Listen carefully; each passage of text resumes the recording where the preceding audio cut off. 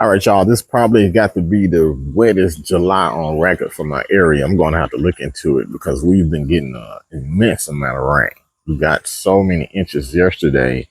It's ridiculous. And of course, you've been hearing about the flooding down in central Texas and stuff, which is crazy. But this is where we are. About to let some water out of here. Look at the level of the water here. So I'm going to go ahead and let some of this water out. And this is how I got to do it right here. Letting this water out, and you can see how much rain water that it is taking the thatch out of the lawn and pushing it out towards the back here, as you can see right here. Now, the purpose of this video is to let you guys know of some certain issues that you're going to have with heat and moisture, and that is fungus. And that's something that I'm dealing with in my lawn, and probably if you are in Texas and the surrounding areas, trust me, you are dealing with it too, even with your Bermuda grass. And so what this is going to do is cause your grass to have some discoloration, some patches, some brownness, and it's not completely green. Now they got all different types of fungus: gray leaf spot, brown patch, dollar spot, just all different types of fungus that can affect your lawn. So let's get this stuff taken in consideration when we are dealing with the summertime, with the heat, and you're getting rain. So this is what you're going to have to do. So recognizing when you are about to get a fungus, or you have the beginning stages of the fungus, there could be several things. Let's start with the color. A lot of times, especially with St. Augustine, for example, you can see some discoloration in the leaf blades. It turns a lime green color. So that could be an indication of several things. Sometimes it's iron deficiency. Sometimes the nutrient deficiency can cause that too. But when you're in the middle of summer and you've been getting a lot of moisture and all that other stuff, one of the biggest things that you're going to deal with St. Augustine is take all root rot. That's TARR, which can be devastating. You can lose your entire lawn to that disease. Another disease that you can, I'm going to go into my front lawn here, is brown patch.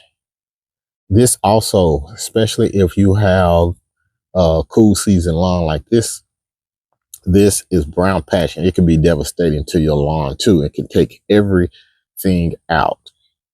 Like this area here, I planted this, I overseeded this, and I had a nice growth here, but the fungus has taken all the new growth out, leaving these bare spots as compared to the remaining parts. The grass that I have here has excellent fungus control, and this is turf type tall fescue. So this area is holding up pretty good amongst all the actual fungus that I have, and the brand of the seed that I use is Titan RX. So what can we do about it? We're going to put out some fungicides. Another deal, let me go here first. One of the biggest things that you can do to help your lawn get through the battle with fungus is add more beneficial microbes that fight the fungus. And you do that by way of adding compost to your lawn.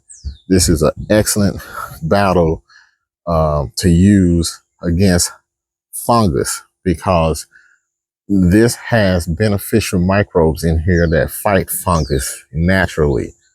And the fertilizers that you've been using, synthetic fertilizers, kill off a lot of those beneficial microbes. That's one of the reasons why you don't want to use synthetic fertilizers at this point to feed your grass, because the salt inside the fertilizer kills the microbes that kills the fungus, but the fungus loves the saltness. So that's why you want to stay away from fertilizing at this point. When I say stay away from fertilizing at this point, stay away from synthetic fertilizer. You can still put stuff out like more Morlorganite, for example. That is not feeding the grass directly. It's actually feeding the soil, feeding the microbes in the lawn. So the next thing I want you to do, just go to the store and get you a Disease X and get some Bio Advanced Fungus Control. I want you to get both of those. You're gonna need both of those because with this fungus, it doesn't just go away with one treatment. It's going to be a continuous treatment, and the only way to fight it is to put out this fungicide out, and you're gonna have to get about, if you already have it, I would say 14 days, 2 weeks. You're gonna have to repeat it in 14 days.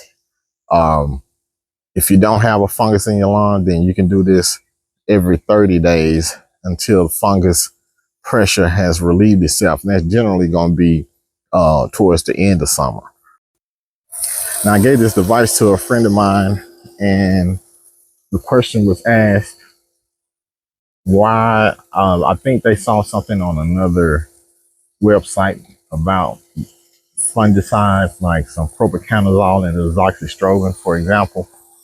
I use those fungicides too, but those fungicides are exactly what's in the Disease X and in the Bio Advance. I'm only telling you this because most people want to go to Home Depot and they don't want to buy a bottle of a concentrated version. They just want it easy peasy, but that's how you're going to get it. You go and get it from Home Depot, Bio Advance, or either the Disease X. Now, the reason why you need both of those is because those are two different types of fungicides, and you need to use both because using one in a nutshell and using one could make the grass immune to it if you just use one all the time. So you can do it by, you can go between applications, one Bio Advance, 2 weeks. The next 2 weeks, you can use the Disease X or vice versa. Or if you're buying the chemicals, if you're buying the chemicals and putting them out yourself, you can use a little bit of each one to spray it out.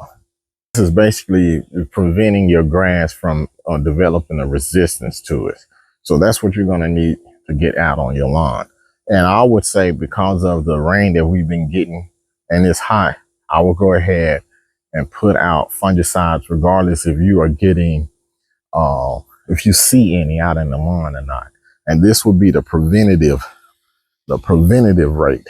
If you look on the bag or Google it for azoxystrobin or propiconazole, it'll tell you what that rate is. So I will have to make another whole video and show you how to mix it and all that other stuff. But this is generally something I want to get out there to you. And there are some other fungicides out there, and there are some other pre-mixed fungicides that you can buy, like Headway. It has both of those. Headway has both of those ingredients in the bag, and you just go ahead and put that out. I think that's far superior than any one of those. So I may put a link somewhere in this. I'll put a link down there so you can go ahead and grab you some Headway. I think I saw some on Amazon, so I'll put an Amazon link on there. Go and get you some Headway, put it out. Go ahead and put it out anyway. If you don't have fungus, put this out anyway, because we got a lot of moisture in the air, and some of these diseases can be devastating to your lawn. Like I got to get out and put some in mine. I'm going to put that combination out on mine so I can get it all green. So this is what I'm dealing with. The grass can be a whole lot better condition. So I'm going to go ahead and get some fungicides out here, and we're going to get ready for the rest of the summer, because although we're getting all this rain, you know, one day it's just going to stop and we're going to have complete heat throughout the rest of the season. You know, we still probably got some horrendous days ahead of us to go through this summer, and it always is. So anyway, get out there. It's time for you guys to put some fungicides out, regardless if you see any in your lawn or not. I will go ahead and do it. Just put out the preventative rate, and I'll see y'all in the next video.